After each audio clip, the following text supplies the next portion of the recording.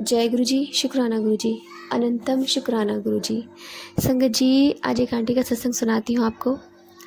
एक आंटी है और उनके हस्बैंड नहीं है, उनके 2 बच्चे हैं, 2 बेटे हैं।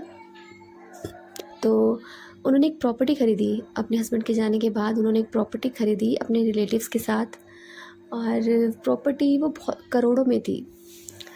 तो उस टाइम पर उन्हें खरीदी, थोड़ा उन्हें सस्ते में मिल गई, लेकिन अब इस टाइम में उनकी प्रॉपर्टी करोड़ों में है। तो जब जो उनके रिश्तेदार थे उनको थोड़ा होता है ना कि भाई प्रॉपर्टी हमारी करोड़ों की है, तो थोड़ा मन में लालच आ जाता है। और जॉइंट में तो वैसे अधिकतर कुछ भी चीज़ लेनी नहीं चाहिए, पर उन्होंने ली। और उनसे जो किराया आता था वो दोनों हाफ हाफ कर लिया करते थे।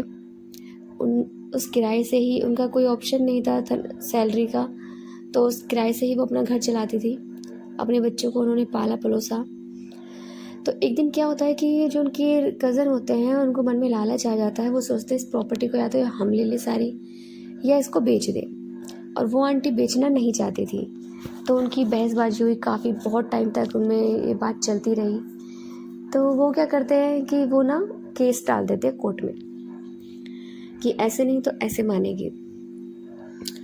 तो उनके मन में बहुत ज़्यादा लालच आ जाता है। तो केस चलता रहता है, 2-3 तारीख पड़ती हैं तो केस उनकी तरफ हो जाता है। तो जो उन आंटी का वकील होता है वो कहता है कि हमें लगता है कि हम केस हार जाएंगे, कोई उम्मीद नहीं है प्रॉपर्टी की बिकने की, मतलब प्रॉपर्टी की ना बिके, क्योंकि ये लोग बेचना चाहते हैं, आप नहीं चाहती हो। और उनका अमाउंट थोड़ा ज़्यादा था जब उन्होंने खरीदी थी, इनका आंटी का कम था, तो इसलिए जो भी फैसला था उनके हक में था। तो गुरु महाराज जी से वो किसी के थ्रू जुड़ती हैं और गुरु महाराज जी से अरदास लगाती हैं कि अगर आप हो, सच में हो, तो मुझे बताइए। एक बार उनके दरबार जाती हैं, वो दर्शन करती हैं, मत्था टेकती हैं और वहाँ पे जाके वो बहुत रोती हैं, बहुत रोती हैं, क्योंकि उनका कोई साधन ही नहीं था। अगर वो साधन ही चला जाएगा तो वो अपने बच्चों को, उनका भविष्य कैसे करेंगी तय, कैसे वो उनको आगे खाना पीना खिलाएंगी, क्या बहुत सारे काम होते हैं। तो वो नहीं चाहती थी बेचना। वो गुरु जी से अरदास लगा दी कि गुरु महाराज जी मैं नहीं चाहती बेचना, आप देखो। तो जब वो जिस दिन कोर्ट को फैसला सुनाना होता है उस दिन वो खड़ी होती हैं और वकील साफ साफ बोल देता है कि हम केस हार चुके हैं, क्योंकि जो भी फैसला होगा उनके हक में होगा। तो गुरु महाराज जी से मन ही मन अरदास लगाती हैं खड़ी खड़ी कि गुरु जी आप देखो, मुझे नहीं पता, जज के रूप में आप आओगे और आप फैसला सुनाओगे और मेरे हक में सुनाओगे। तो गुरु महाराज जी अपनी बच्ची के लिए ज़रूर आते हैं, अपनी बेटी के लिए। और जब जज आते हैं, सामने बैठते हैं और फैसला सुनाते हैं, तो जज कहते हैं कि ये प्रॉपर्टी अनऑथराइज है, ये प्रॉपर्टी नहीं बिकेगी, ये सेल हो ही नहीं सकती। और वो ब्लैंक हो चुकी होती है, वो बिल्कुल बस गुरुजी के बारे में ही सोचती रहती है। उन्हें ये तक नहीं पता होता कि मतलब जज क्या बोल रहा है, उन्हें कुछ नहीं पता होता। फैसला आंटी के हक में होता है और वो लोग केस हार जाते हैं। तो वकील उनके पास में खड़ा होकर बोलता रहता है कि मैडम हम केस जीत गए हैं, केस जीत चुके हैं।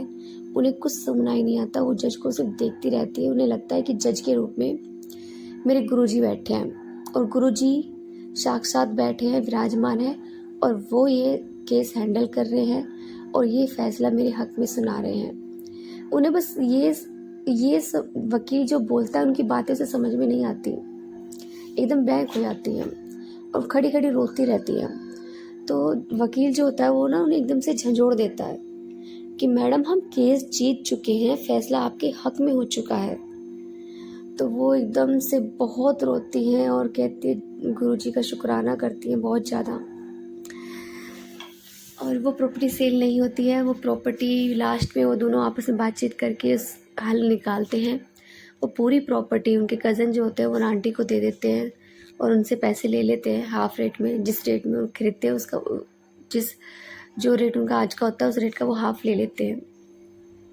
तो आज वो पूरी प्रॉपर्टी उनके हाथ में है और उसी से वो अपने बच्चों का पालन पोषण कर रही है।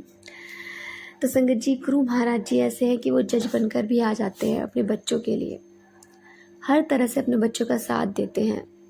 संगत जी बस उम्मीद है, किरण है गुरु जी के लिए, मतलब गुरु जी के लिए गुणगान करिए, उनसे उम्मीद लगाए रखिए। वो हमेशा आपकी उम्मीद पर खरा उतरते, आपकी उम्मीद को कभी नहीं तोड़ते। सॉरी संगत जी, आज मेरा गला थोड़ा ख़राब है। संगत जी, यदि आपको हमारा सत्संग अच्छा लगे तो प्लीज़ हमारे चैनल को लाइक कीजिए, सब्सक्राइब कीजिए, बेल आइकन को प्रेस कर दीजिए ताकि नए सत्संग की जानकारी आपको जल्द से जल्द मिल सके। संगत जी, यदि आप भी अपना सत्संग शेयर करना चाहते हैं तो हमारे व्हाट्सएप नंबर पर लिखकर भेज सकते हैं या हमें रिकॉर्ड कर भी भेज सकते हैं। आपके सत्संग में और संगतों के साथ शेयर किए जाएंगे। प्लीज़ सत्संग संगत जी, ये सेवा हमें गुरु महाराज जी ने दी है, वो हमसे सेवा करवा रहे हैं सत्संग की, तो आप भी अपने सत्संग हमें रिकॉर्ड कर भेजिए ताकि आपके सत्संग में और संगतों के साथ शेयर किए जाएं। जय गुरु जी, शुक्राना गुरु जी, अनंतम शुक्राना गुरु जी।